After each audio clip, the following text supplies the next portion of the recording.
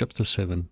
Has not man a hard service on earth, and are not his days like the days of a hired hand? Like a slave who longs for the shadow, and like a hired hand who looks for his wages. So I am allotted months of emptiness, and nights of misery are portioned to me. When I lie down I say, when shall I arise? But the night is long, and I am full of tossing till the dawn. My flesh is clothed with worms and dirt, my skin hardens, then breaks out afresh. My days are swifter than a weaver's shuttle, and come to the end without hope. Remember that my life is a breath. My eye will never again see good. The eye of him who sees me will behold me no more. While your eyes are on me, I shall be gone.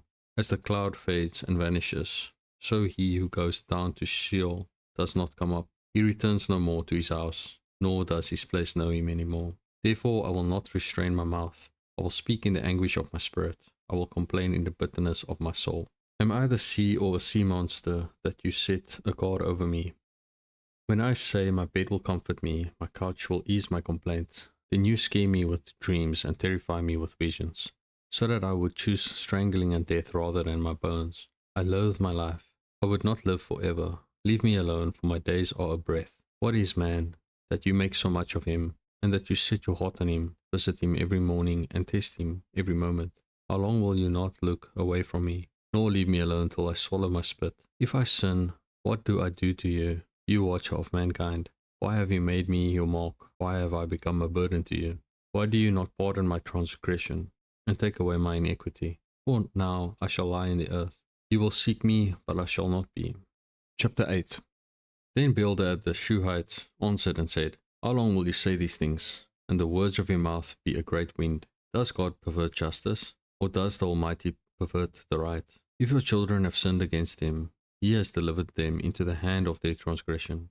If you will seek God and plead with the Almighty for mercy, if you are pure and upright, surely then he will rouse himself for you and restore your rightful habitation. And though your beginning was small, your latter days will be very great. For inquire, please, of bygone ages, and consider what the fathers have searched out. For we are but of yesterday and know nothing, for our days on earth are a shadow. Will they not teach you and tell you and utter words out of their understanding? Can papyrus grow where there is no marsh? Can reeds flourish where there is no water? While yet in flower and not cut down, they wither before any other plant. Such are the paths of all who forget God. The hope of the godless shall perish. His confidence is severed, and his trust is a spider's web. He leans against his house, but it does not stand. He lays hold of it, but it does not endure. He is a lush plant before the sun, and his shoots spread over his garden.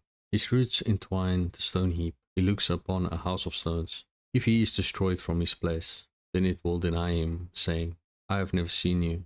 Behold, this is the joy of his way, and out of this well others will spring. Behold, God will not reject the blameless man, nor take the hand of evildoers. He will yet fill your mouth with laughter and your lips with shouting. Those who hate you will be clothed with shame, and the tent of the wicked will be no more. Chapter 9. Then Job answered and said, Truly I know that it is so, but how can a man be in the right before God? If one wished to contend with him, one could not answer him once in 1,000 times. He is wise in heart and mighty in strength, who has hardened himself against him and succeeded. He removes mountains, and they know it not, when he overturns them in his anger, who shakes the earth out of its place, and its pillars tremble, who commands the sun, and it does not rise, who seals up the stars, who alone stretched out the heavens and trampled the waves of the sea, who made the Bear and Orion, the Pleiades, and the chambers of the south, who does great things beyond searching out, and marvelous things beyond number. Behold, he passes by me, and I see him not. He moves on, but I do not perceive him. Behold, he snatches away. Who can turn him back? Who will say to him, What are you doing? God will not turn back his anger. Beneath him bowed the helpers of Rahab. How then can I answer him, choosing my words with him? Though I am in the right, I cannot answer him. I must appeal for mercy to my accuser.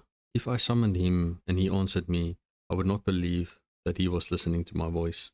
For he crushes me with a tempest and multiplies my wounds without cause. He will not let me get my breath, but fills me with bitterness. If it is a contest of strength, behold, he is mighty. If it is a matter of justice, who can summon him? Though I am in the right, my own mouth would condemn me. Though I am blameless, he would prove me perverse. I am blameless, I regard not myself. I loathe my life. It is all one, therefore I say, he destroys both the blameless and the wicked. When disaster brings sudden death, he mocks at the calamity of the innocent. The earth is given into the hand of the wicked, he covers the faces of its judges. If it is not he, who then is it? My days are swifter than a runner, they flee away, they see no good, they go by like skiffs of reed, like an eagle swooping on the prey. If I say I will forget my complaint, I will put off my sad face, and be of good cheer. I become afraid of all my suffering, for I know you will not hold me innocent. I shall be condemned.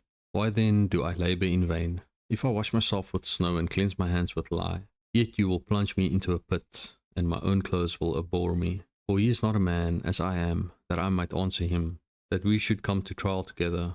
There is no arbiter between us, who might lay his hand on us both. Let him take his rod away from me, and let not dread of him terrify me. Then I would speak without fear of him, for I am not so in myself.